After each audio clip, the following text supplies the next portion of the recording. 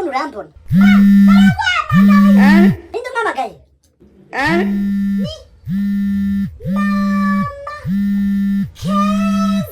mama keza akuya mugore nawe nzamuporoka ikindi kintu amamagara usibye kunguza amafaranga kuntira imyenda nta kindi yagira kuri ibyo buri munsi mubwire yuko nahari niba ashaka kuza kundeba mubwiye ko nahari nagiye. Okay. Bebe bite mamari Mama wanje arambwiye ngo mubwire yuko adahari.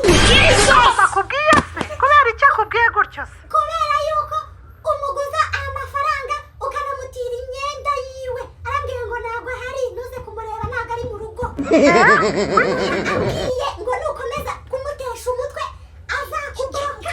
bavuze ayo magambo koko God have mercy upon us. okay ubwira nawe ko nazongera kumutira imyenda cyangwa muguzi amafaranga Mama keza usuze keza.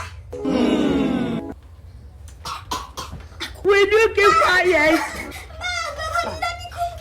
Giye kugukubita ubutunzi umenya amagambo God kuri have abantu mercy upon us. Genda ukimurira